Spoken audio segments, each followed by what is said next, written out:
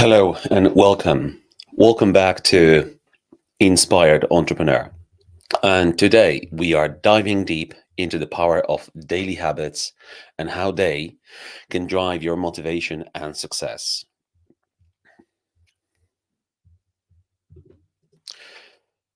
It's so easy to get your motivation, uh, it's so easy to get caught up in a big picture, thinking that success is all about making dramatic changes in our life. But in reality, success often lies in the small, consistent actions we take each day. And that's what we are going to explore today. So I've been challenging myself to stick to 5 daily habits for success and see if they really keep me motivated. These habits are, and these habits anyone can adapt, and I believe they can help you stay motivated and productive. Whether you are an entrepreneur, an investor, or simply trying to make positive changes in your life, let's dive into it. So these are my five habits, and I'll tell you all about them. So stay tuned. But let's start. Let's dive into what are the habits and why they matter. So let's start by talking about what habits are and why they are important. Habits are those small, consistent actions we take, often without thinking about them. They help us automate parts of our day, and that's crucial because we have a limited amount of willpower and cognitive energy to spend. And studies show that up to 40% of our daily actions are driven by habits rather than conscious decisions. That means nearly half of what we do every day happens on autopilot. Do you know when sometimes this happens to you? When you're driving a car, if it's manual, you don't think about changing the gear. Oh, I've got to change into two because I'm just slowing down. You do this automatically. Well, if you're driving automatic, it's just happening for you. But this is it. We don't think about this thing. When you need to turn right, you have to look in the mirror. Your mirrors, the reversing mirror. You just do this automatically because you've done it for so long that you just do it. But there is a kicker. What those habits are good or bad can significantly influence where you end up. So you need to decide, but I'll help you. Think about your daily routine. Maybe you automatically check your phone first thing in the morning, or you have a habit of grabbing a sugary snack in the afternoon. Well, I was guilty of this. Both. These small actions might seem insignificant, but they compound over time.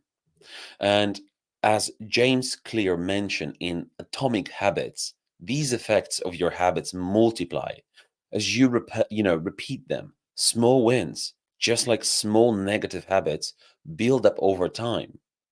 It is simple to do, but what is simple to do is also simple not to do. And this is a great quote. Simple to do, it's simple not to do. And a lot of people out there go around, oh, that's simple. Yeah, but it's simply missed as well. And how long does it take to build a habit? You've probably heard it that it takes 21 days to form a habit. Well, I've been told as well, but actually, it's a myth. According to University College London study by Dr. Philippa Lally, it actually takes about 66 days on average for a new behavior to become automatic. And that's more than twice the time that most people think. So if you ever wondered why your habits didn't stick after a few weeks, that's part of the reason. And I'll share those. And this is actually part of the 21 days. So everyone is different, but on average, it is actually 66 days.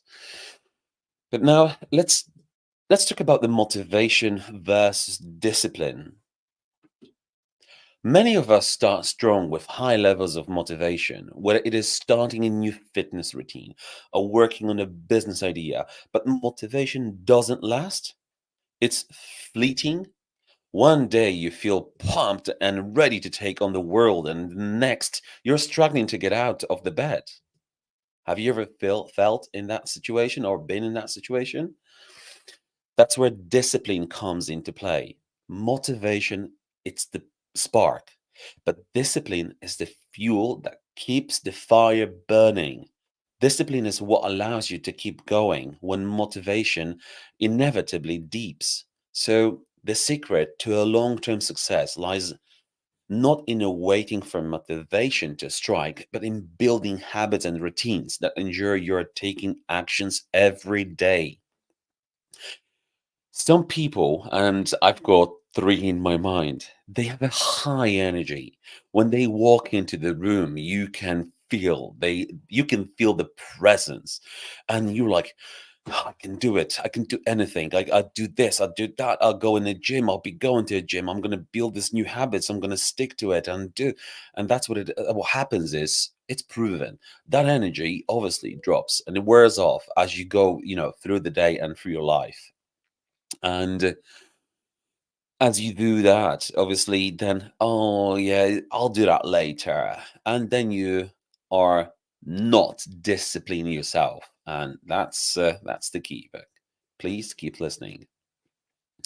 A study published in European Journal of Social Psychology found that people with higher level of self-control and discipline were more likely to achieve their goals and less likely to be derailed by setbacks. Self-discipline, not bursts of motivation, was the key to sticking with habits. And I'll be sharing tips with you today how to achieve just that. In fact, BJ Fogg, a behavior scientist from Stanford, talks about something called the motivation wave. When we are riding a high wave of motivation, it's easy to tackle difficult tasks. But as that wave comes down, and it will, that wave comes down, and having small disciplined habits keeps us afloat. That's why we need to start with manageable actions. When motivation is high, like tiny 5-minute workout or reading just one page, small habits build discipline. Which becomes our safety net motivation, uh, you know, to achieve this success. So the key is to start small. And some people would question and challenge this, but well, if I do 5-minute workouts, that's not going to have an effect on my body. I'm not going to have a six pack. But it's not about having a six pack. Well, it is because that's the motivation, that's the drive, that is the underlying, emotional tag that you want to achieve. You want to be fit, but you hate working out, for example. But 5-minute workouts is the journey, and that's the right word. It's the journey to take you to get to discipline yourself to do. If you can consistently build 5-minute workouts into your weekly schedule, and I know because I've been talking to Adrian, the guy who is helping people achieve this, if you can build short workouts and discipline yourself and follow the routine, all you will have to do later on is just adjust the time. But you're ready. So there are times when you go into a gym and you're like, I just don't feel like it. I just don't feel like it. But maybe change the training that you do, and just if you decided to be there for 5, 10, 15 minutes, half an hour, just be there. Follow a different training today if you don't feel like it, but stay there. Discipline yourself to be in this environment. Get used to this environment. Make this a part of your day. But let's address the common mistakes people make when trying to build habits. One of the biggest trap in starting too big. This happens when you decide to change everything at once. You wake up one morning and then tell yourself you're going to wake up at 5 a.m., go to the gym, meditate. Meal prep for the week and knock out all your emails by 8 a.m. Sounds great, right? Well, I've also been there. That is a completely unrealistic, and most people give up after a few days. Speaking from experience, another mistake is falling into all or nothing thinking. You miss a workout or have a bad eating day, and suddenly you're thinking you failed. So you quit entirely. But habits aren't about being perfect, they're about consistency, progress, not perfection. It's the goal. Missing one day doesn't ruin everything. In fact, studies show that missing a habit occasionally doesn't impact long-term success as long as you get back on the track. So that's why some of your personal assistants, personal trainer, they will allow you to have your cheat days because they know you think that, oh, they're just being very, very, generous. And no, no, no, they understand. But it's a discipline, this is a routine that you need to follow. And the third mistake is relying solely on the willpower. I'm going to quote Roy Baumeister. Research on willpower shows that it's a limited resource. The more we use it, the more it depletes. The- This means that we can't rely on a willpower alone to get us through the day. Instead, we need to structure our environment to support our goals. If you don't want to eat healthier, don't rely on a willpower to avoid junk food. Just don't buy it in the first place. I'm going to share this story with you as I'm really known for my eating habits. They're, they were wrong in the kitchen, and actually, two habits. In the kitchen, in our place, we've got this one cupboard, and this cupboard used to have all sorts of sweets, and it will be just part of the habit. Whenever we go to a shop, we just do the shopping, groceries, everything, and there's a pack of sweets, and oh, that chocolate looks good, and we just put it in the basket. We always did it, so it was a part of the routine to buy it, and that's what we did. So it would naturally end up in this cupboard. And when you're feeling like in the afternoon, oh, I just would like to, I would graze on something, and that's another habit. And let's go and look into my magical cupboard. So I opened it up, and obviously it was a lot of goodies, a lot of sweets, a lot of chocolates, a lot of everything.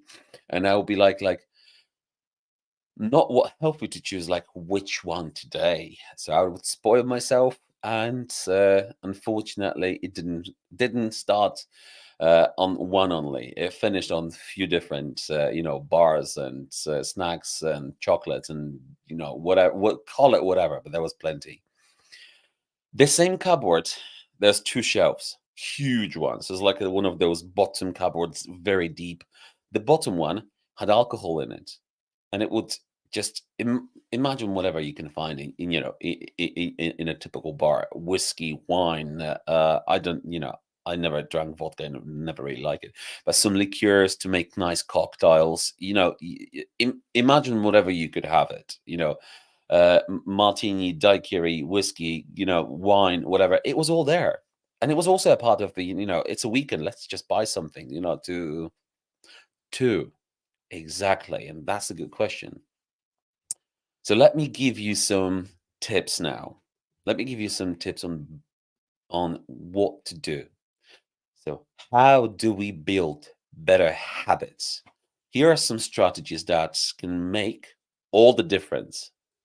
First, start small. As we talked about earlier, starting too big sets you up for a failure. Instead, make your new habit so easy that it is impossible to fail. For example, if you want to start exercising, begin with just a 5 minutes a day. It is. This is what James Clear, calls in 2 minute rule. If something takes less than 2 minutes to do, start there and build on it. Number two, make it attractive. Research shows that our brain releases dopamine when we experience reward. Attach a small reward to your habit to make it more enjoyable. This could be as simple as treating yourself to a coffee after a workout or watching your favorite show after completing a task. So, reward yourself, make it attractive. 3. Use a visual cues. Habits are often triggered by our environment. Charles Duhigg, in The Power of Habit, talks about the importance of cues that remind you to perform your habit. For example, if you want to write every morning, leave your notebook and pen out where you can see them. Very simple hack. But this is the best tip. And next one, habit stacking. This involves linking a new habit to an already established one. For instance, if you already have a habit of drinking coffee in the morning, stack a 5-minute meditation practice onto that existing habit. This technique works because it's a piggyback on an existing one, on an existing routine. And number 5, track your progress.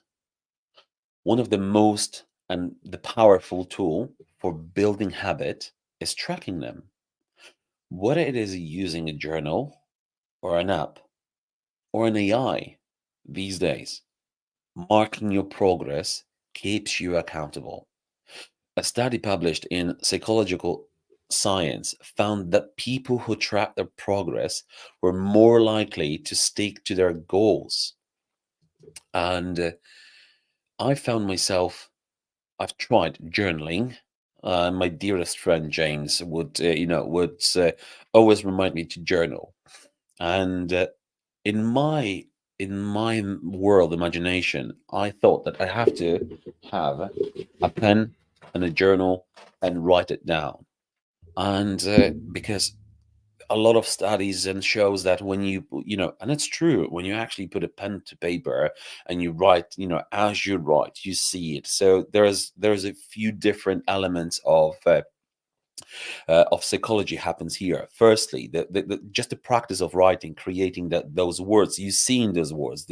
So you've got one, you've just put down on a paper. Two, you've seen them, you remember. So there's two, like a two approach to remember this. And yeah, it is proven that this is the best, most effective way.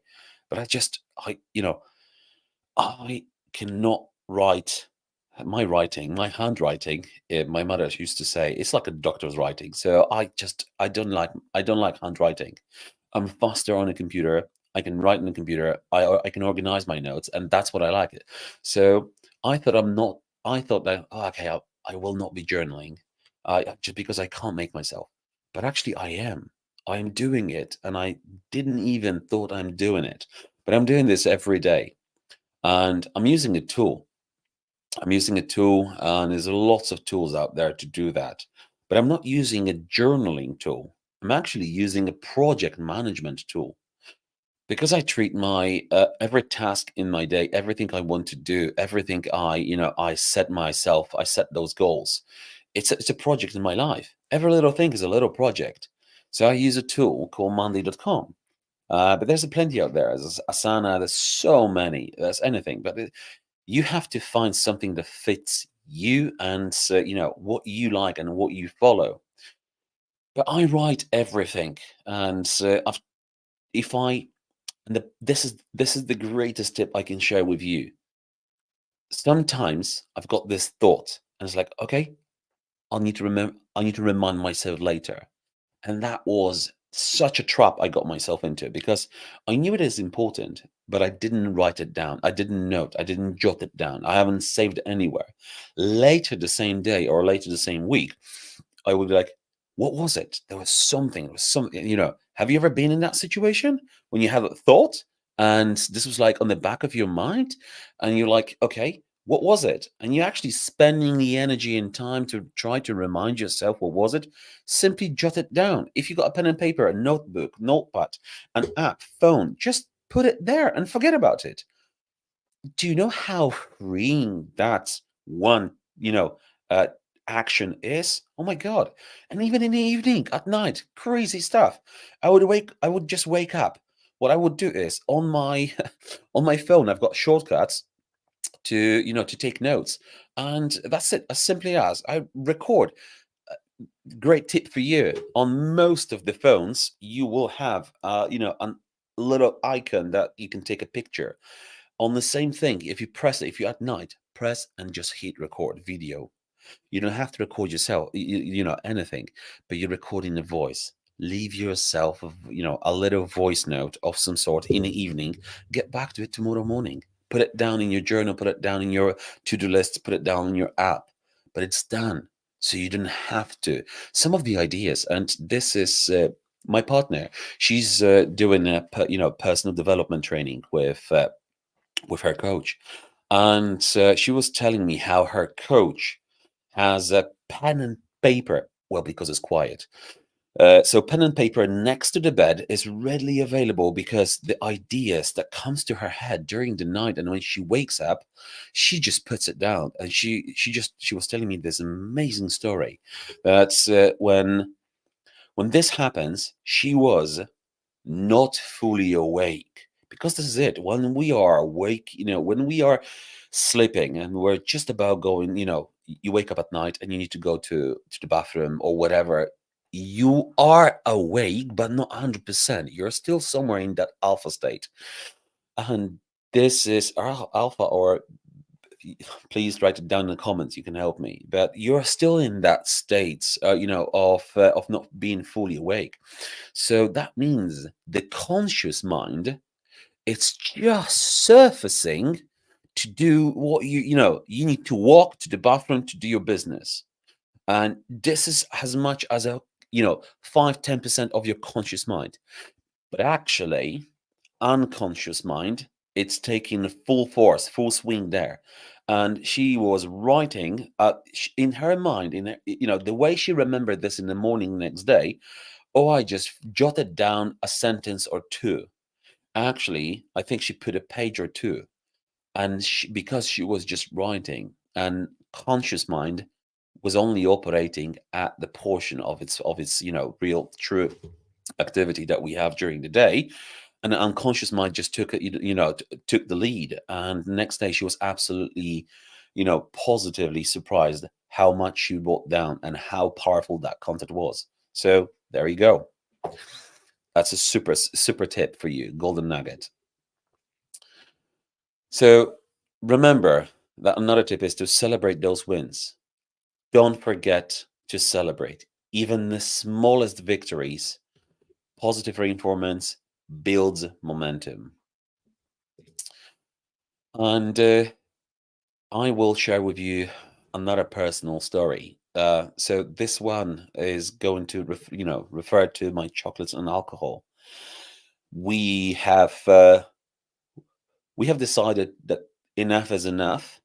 We need to do something about our life. We need to do something about uh, our habits, those bad habits. And it's one of those simple things. Don't buy it. And I'm like, well, if we don't buy it, so it was my partner. Let's just don't buy any sweets and alcohol. And if it's not there, we're not going to have it. How simple. That is absolutely, it's one of the simplest things. But actually, for me personally, setting a clear intention, it's the start. So intention was, I don't want to drink and I don't want to eat sweets, or at least limit the sweets as much as possible. So this is it. We stopped buying sugars. We stopped buying desserts. We stopped buying alcohol, and it's not there. And when you're thinking in the evening, like, I would graze on something, let's have something, and you go into my magical cupboard where you'll find nuts, you find raisins, dry fruits, you find healthy stuff, you find some, ginger drinks, and you find really, really healthy stuff generally. And we did that for a couple of months, and now We don't eat sweets. We don't eat sugar. Well, we do naturally from fructose, from fruits. Occasionally, when we are invited to the birthday party or somewhere, then we don't refuse it. It's I would I would have a piece of that cake, but we generally don't eat sweets. But equally, if someone's inviting me for a birthday party and offer me an alcoholic drink, I actually say no, thank you, because what I'm gaining these days is just it's just absolutely brilliant.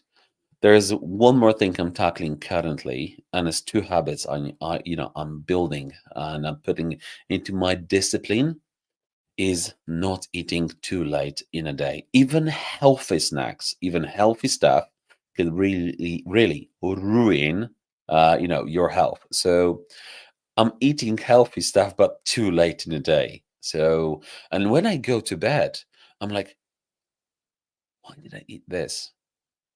I feel it in my stomach is not yet digested, and I'm like, why did I do it?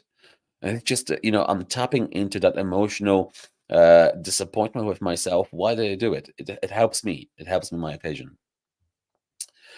Uh, so please put it in the comments what it is that motivates you, and what recent habits you formed, or what it is that that holds you from forming them. To wrap up it all, habits and motivation are deeply intertwined. Motivation might get you started, but discipline, formed through small, consistent habits, is what keeps you going. By focusing on small daily actions, whether it's setting, an intention, tackling your biggest tasks first, or tracking your progress, you will not only stay motivated, but also set yourself up for a long-term success.